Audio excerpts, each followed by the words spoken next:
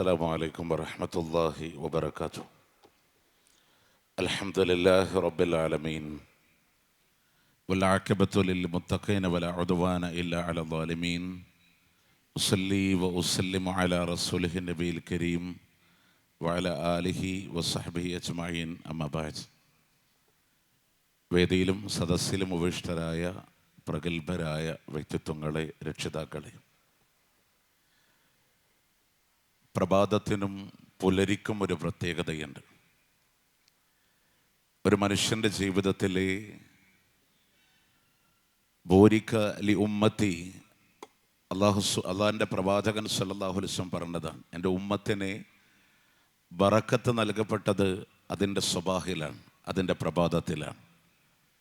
എല്ലാം ഉണരുന്ന ഏറ്റവും വലിയ സുപ്രധാനമായ സമയം അസബാഹിന പേര് നിർണയിക്കപ്പെടുമ്പോൾ സബാഹുൻ ലാ മസാ അല, ഈ പ്രഭാതത്തിന് വൈകുന്നേരമില്ല. ഒരുപക്ഷേ അതിൻ്റെ നിയന്ത്രിക്കുന്ന ആളുകളും അധ്യാപകരും വിദ്യാർത്ഥികളും കാലാന്തരങ്ങളിൽ മാറുമ്പോഴും സ്വബാഹ് എന്നും സ്വബാഹായി നിലകൊള്ളും. അതാണ് അതിൻ്റെ പ്രത്യേകത. എന്നെ സംബന്ധിച്ചിടത്തോളം ഈ വേദിയിൽ നിങ്ങളോട് സംസാരിക്കുമ്പോൾ ഇതെനിക്കെൻ്റെ ഒരു കുടുംബം പോലെ തന്നെയാണ്. ഇവിടെ ഇരിക്കുന്ന പല ആളുകളും എല്ലാ അർത്ഥത്തിലും എൻ്റെ രക്ഷിതാക്കളാണ്. പാവട്ടപ്പുറം എനിക്കെൻ്റെ നാട് പോലെയാണ്. കാരണം ഇതെൻ്റെ തൊട്ടുചാരയുള്ള വീട് വാങ്ങിയിട്ടാണ് ഞാൻ താമസമായിരുന്നത്. 2004 ജൂൺ മാസം 21 ഇവിടേക്ക് യാത്ര വരുമ്പോൾ തിരിച്ച് ഇവിടുന്ന് യാത്ര പോകുന്നത് ഒരുപക്ഷെ ഔദ്യോഗികമായി ഡിഗ്രി കഴിഞ്ഞു എന്ന് പറഞ്ഞൊരു യാത്രയപ്പ് നൽകുന്നത് 2009 ഏപ്രിൽ 30 പക്ഷേ മെയ് 2 വീണ്ടും ഞാനിവിടെ അധ്യാപകനായിട്ട് വന്നു. അൽഹംദുലില്ലാ ബി.എഡ് തുടങ്ങുന്നതിൻ്റെ തലേ ദിവസം ആണ് ഇവിടെ നിന്ന് പോകുന്നത്. പിന്നീട് അൽഹംദുലില്ലാ ഇവിടെ ഉണ്ടായിരുന്ന സമയത്ത് തന്നെ നമ്മുടെ ഡിഗ്രി സെക്കൻഡ് ഇയറിലെ PXC എക്സാമിൽ സെലക്ട് ചെയ്യപ്പെട്ടപ്പോൾ പിന്നീട് അൽഹംദുലില്ലാ പഠനത്തിൻ്റെ ഇടയിൽ തന്നെ ഗവൺമെൻറ് സർവീസിൽ കയറാനും സാധ്യമായിട്ടുണ്ട്. ഞാൻ പറഞ്ഞു, ഇവിടെ നിന്ന് കിട്ടുന്ന അറിവുകളൊന്നും നിസ്സാരമല്ല. ഒരുപാട് പേരുടെ അധ്വാനം ബഹുമാന്യനായ അസീസ് സാഹിബ് അവിടെ ഉണ്ട്. അതുപോലെ തന്നെ ഒരുപാട് ആളുകൾ ഇതിനു വേണ്ടി പേരെടുത്തു പറയാൻ തുടക്കക്കാരായിട്ടുള്ള ആളുകളും ഇന്ന് ഇതിൻ്റെ കർമ്മനിരതനായി. ഒരുപക്ഷെ ഞങ്ങളിവിടെ വരുന്ന സമയത്ത് ആദ്യം പരിചയപ്പെട്ട മൂക്കുതല മുഹമ്മദ് ഉണ്ണി ഹാജി, മൂക്കുതലക്കാരാണ് ഇവിടെ മെജോറിറ്റി ഇരിക്കുന്നവർ. അവരൊക്കെ എനിക്ക് രക്ഷിതാക്കളാണ്. ഒരു പേരൻറ്റിങ്ങിൻ്റെ സ്ഥാനത്ത് നിന്ന് നമ്മളെ വളർത്തിയിട്ടുള്ള ആളുകളൊക്കെ ഇവിടെ ഉണ്ട്. ആദ്യമായിട്ട് ഇവിടെ വന്ന് ഖുത്ബ ഇവിടെ അസ്ബാഹിൽ വന്ന് 2ാമത്തെ ആഴ്ചയാണ്, 3ാമത്തെ ആഴ്ചയിൽ 2 ആഴ്ച കഴിഞ്ഞ് 3ാമത്തെ വെള്ളിയാഴ്ച മുക്കുതല പള്ളിയിലാണ് ആദ്യത്തെ ജുമാ ഖുത്ബ നിർവഹിക്കുന്നത്. അത് ഖത്തീബ് അവിടെ എത്താൻ കുറച്ച് ഡിലേ വന്നപ്പോൾ പെട്ടെന്ന് ഇവിടെ പറഞ്ഞവരും നിർബന്ധിച്ചവരും കയറ്റിയവരൊക്കെ സദസ്സിലുണ്ട്. അൽഹംദുലില്ലാ പിറ്റത്തെ വെള്ളിയാഴ്ച MVM-ലും അതിൻ്റെ പിറ്റത്തെ വെള്ളിയാഴ്ച മുതൽ ഈ നാട് വിടുന്നത് വരെ ചാലിശ്ശേരി പള്ളിയിലായിട്ടാണ് ഖുത്ബ നിർവഹിച്ചിരുന്നത്.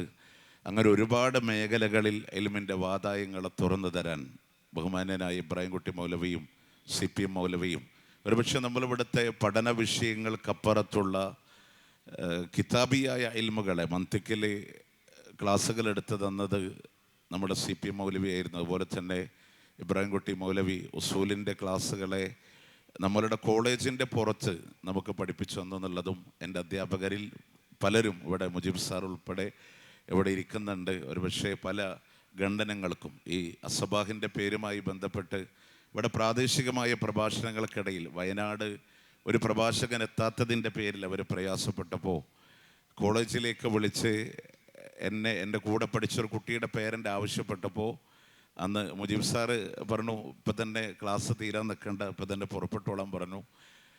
അന്നവിടെ പോസ്റ്ററിൽ ഷാഫി അസബാഹ് എന്ന് പറഞ്ഞിട്ടൊരു പേര് അടിച്ചിട്ട് എൻ്റെ ഏകദേശം 18ാമത്തെ വയസ്സിലാണ് ആ പ്രഭാഷണം അവിടെ നടക്കുമ്പോൾ പിറ്റേ ഒരു ആഴ്ചയിൽ തന്നെ അവിടെ ഒരു ബാനർ പ്രത്യക്ഷപ്പെട്ടു, ഷാഫി സ്വബാഹിക്ക് മറുപടി എന്ന്. ഇവിടുത്തെ കാന്തപുരം സമസ്തയുടെ ഭക്തരാണ് ആദ്യമായിട്ട് ആ പേര് വിളിച്ചത്. അപ്പോൾ അവർ പറഞ്ഞു, ഇതിന് മറുപടി എന്ത് വേണം?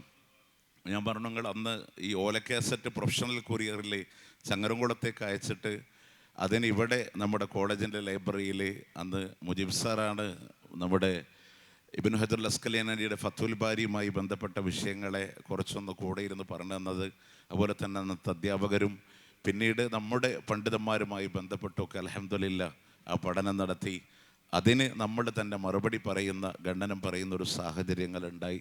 അങ്ങനെ ജീവിതത്തിലേക്ക് തിരിഞ്ഞു നോക്കുമ്പോൾ എല്ലാ മേഖലയിലും അൽഹംദുലില്ലാ എന്നും പലപ്പോഴും എന്നെ പേര് വിളിക്കുന്ന ആളുകൾ ഷാഫി എന്ന് വിളിക്കലില്ല, സ്വബാഹി എന്ന് വിളിക്കൽ. കുന്നംകുളം എഇഒ കഴിഞ്ഞ ആഴ്ചയിൽ പോലും എൻ്റെ പെങ്ങളോട് ചോദിച്ചു, ഈ സ്വബാഹി എന്താണ്, നിങ്ങള അവർ എവിടെ നിന്ന് കിട്ടുന്ന ബിരുദാണ് എന്നൊക്കെ ചോദിക്കുകയുണ്ടായി. അപ്പോൾ അൽഹംദുലില്ലാ എന്നും കാലം സ്മരിക്കപ്പെടുന്ന രീതിയിൽ ആ സ്ഥാപനം നെഞ്ചോട് ചേർത്ത് വെക്കാൻ അള്ളാഹു തന്നൊരു സൗഭാഗ്യമായി ഇവിടുത്തെ ഈ അവസരങ്ങളെ ഉപയോഗപ്പെടുത്തുകയാണ്.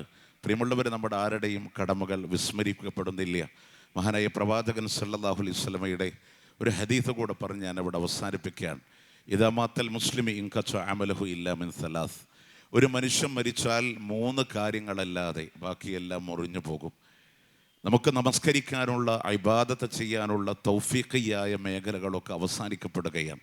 എന്നാൽ വീണ്ടും നമ്മളുടെ ഖബറിലേക്ക് പുണ്യം വരാൻ അവിടെ പ്രവാചകൻ സല്ലല്ലാഹു അലൈഹി വസല്ലമ പറഞ്ഞതിൽ ഒന്ന് നാഫിആയ ഇൽമാണ്. നാഫിആയ ഇൽമാണ്.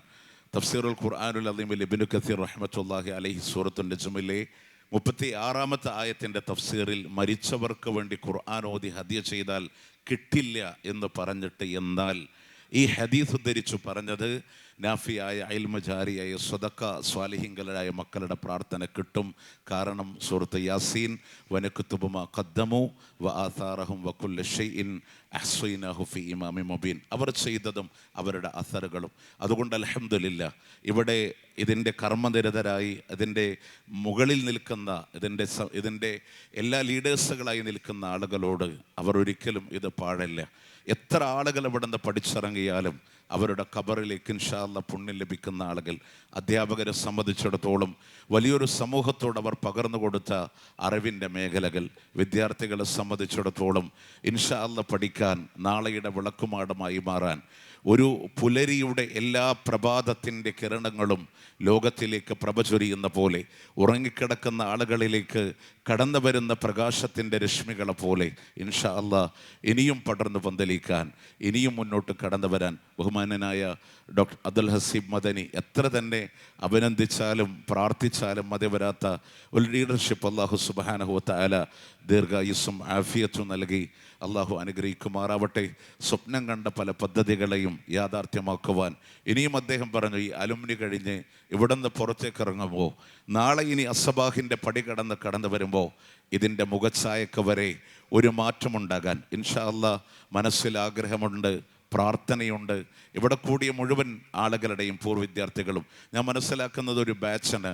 ഒരു 25,000 ഒരു ബാച്ച് എടുത്താൽ പോലും അദ്ദേഹം സ്വപ്നം കണ്ടൊരു കമാനം, ഇതിൻ്റെ ഒരു തല മുതൽ അടുത്ത തല വരെ മനോഹരമായ മതിലുകളും ആകർഷകമായൊരു കമാനം കൂടെ അത് അലംനിയുടെ ഭാഗത്തുനിന്ന് വേണമെന്ന അദ്ദേഹത്തിൻ്റെ അഭിലാഷം ഇൻഷാ അല്ലാഹ് നമുക്ക് നടത്തി കൊടുക്കണം.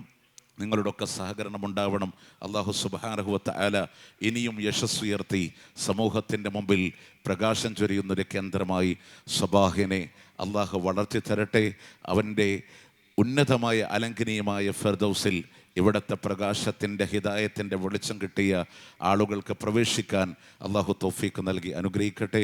വസല്ലല്ലാഹു അലാ നബിയ്യിന മുഹമ്മദ് വഅലാ ആലിഹി വസ്സഹ്ബിഹി അജ്മഈൻ. അസ്സലാമു അലൈക്കും വറഹ്മത്തുള്ളാഹി വബറകാതുഹു. അലുമിനി മീറ്റിൽ നമ്മോട് സംസാരിച്ച ഷാഫി സുബാഹിക്ക് എല്ലാവിധ